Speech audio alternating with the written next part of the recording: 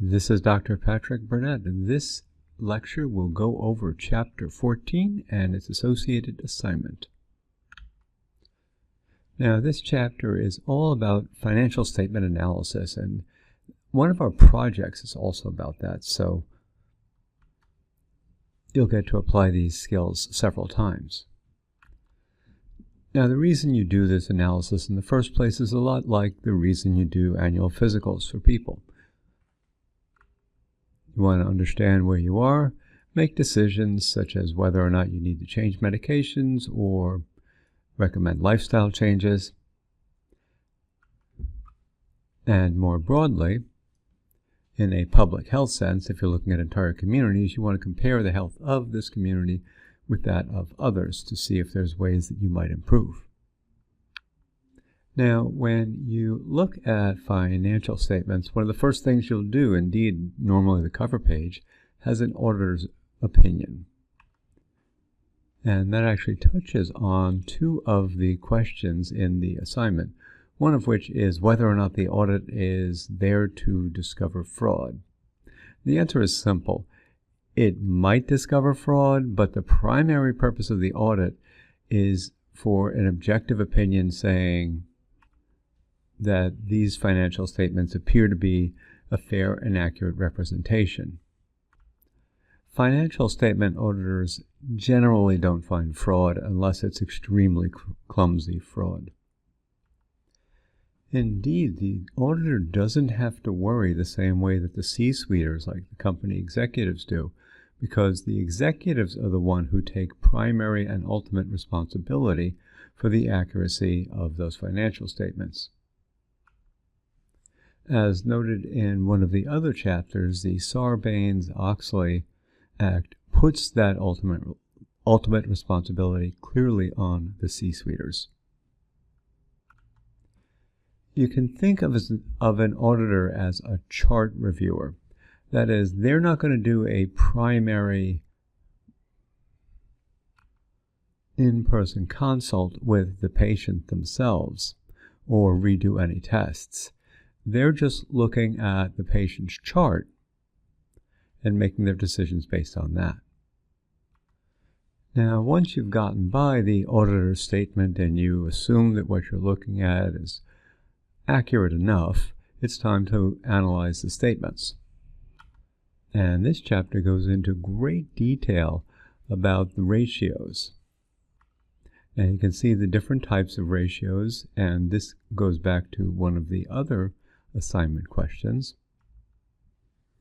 Now, we'll see examples of each shortly, but one of the methods is ratio methods is a common size. And we'll talk about that more in great detail. There's these liquidity ratios, which look at whether or not you have enough cash. There's asset turnovers, and those are basically looking at whether or not we're producing enough revenue or output based on our assets. In other words, if we have a big plant or a big hospital, but we're only producing a handful of admissions each month, that's wasteful use of our assets. Leverage talks about whether or not we're using our debt well. Coverage talks about whether or not we can cover our debt. So leverage says, are we using our debt effectively? And coverage says, are we able to make our payments? And then one of the last ones is profitability, which, well, that's what drives everything. So that's the big thing right there. And you can see those echoed here as well. Now, the common size ratio, basically, it's easier just to show you. It restates, now this is your balance sheet, for example. It restates everything on a financial statement as a percentage of some number. So here on your balance sheet, here's your total assets. So what common sizing does is it reduces all the actual dollar amounts for things like cash and long-term assets and property. It reduces all of those dollar amounts to a percentage of this total 231. So for each line here, you take, let's say, the $55,000 that we have in accounts receivable. We divide that by 231, and that comes to 23%. In other words, 23.8% of all of our assets are tied up in accounts receivable. Now, you would do this for every line on this year's balance sheet, and then you would do it again for every line on last year, because you're going to compare this year here with last year here. And just to be precise, these percentages use the prior year total, as your basis. So let's say here, looking at something else, this current portion of some debt.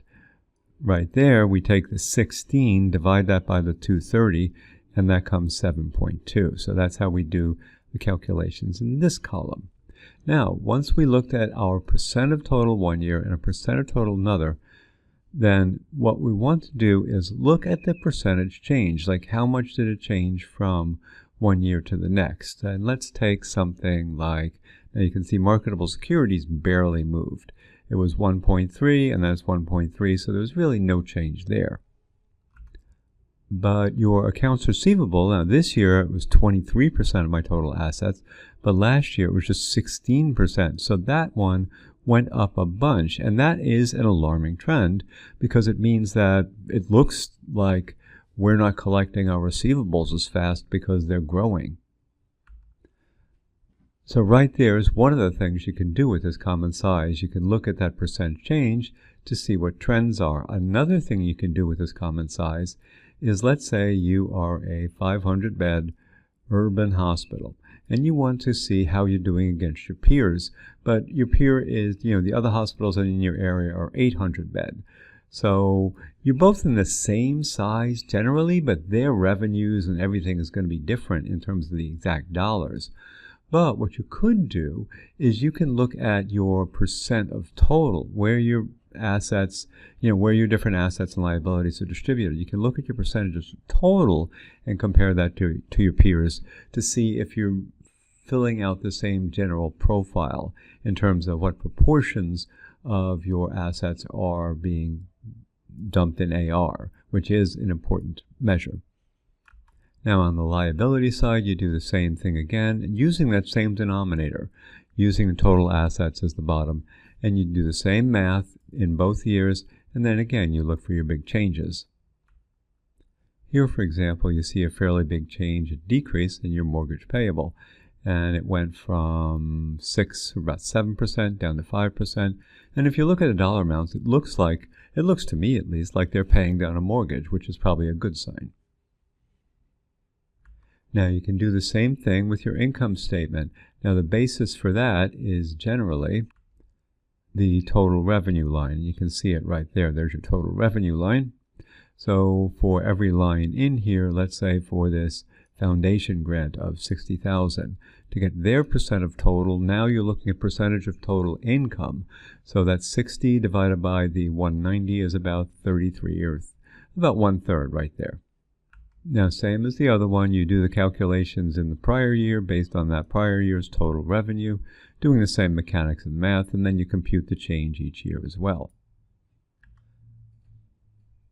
Now, reinforcing one of the nice things about this, here you can see that a big portion, about 41%, went towards fundraising and admin right there, which is a fairly big percent. If you want to know how you compare to other organizations, even if here you can see your total revenue is about 190, even if you're comparing yourself who's pulling in $1 million, like 5 times more, while the numbers themselves would be way off, you can still check your percentage. Are they also using around 40% of their total pull right there, the total revenues, on admin and fundraising? Because you'll get to find out if you're being more or less effective in terms of these activities than other organizations. So that's common size analysis. Now your liquidity ratios, they're basically looking at whether or not you've got enough cash. Cash is basically considered liquid. That is, one way to think of that is it pours out of your pocket too easily. Now the textbook and the slides do a very nice job of talking about each ratio. First, they give you the formula, which is nice, and they do it in words. So it's your current assets divided by your total liability. And just as a reminder, your current assets are things that are cash or could easily be turned into cash within the next year. That would include things like accounts receivable, which are routinely collected, or things like marketable securities for which there's a market. In other words, things there you don't pay a penalty by turning them into cash. Your building, however, is not considered current because that's something, while you could sell it in a year, you might have to sell it under fire sale conditions and you wouldn't get your value back from it. So that wouldn't be considered a current asset. Now, your current liabilities is pretty simple. It's what you're going to have to pay in the coming year.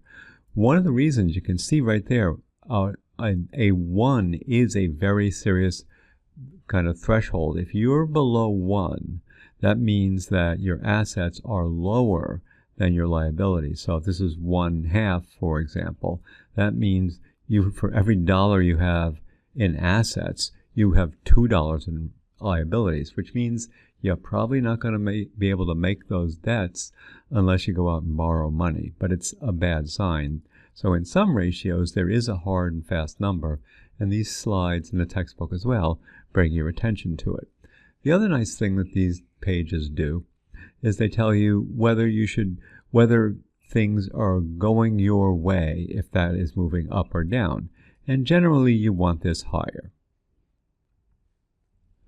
So you know when you look at motion over the years, if it's going upward, that's a good sign. If it's going down, it's a bad sign. And then when you compare yourself to your peers, where do you want to be? And right there, it spells it out for you. You want to be above the median. In other words, you want this current ratio to be higher than your peers, and you want it to be rising generally. You don't want to see it falling, and you don't want to be below your peers. Basically, if you're below your peers, you look like a worse credit risk to creditors.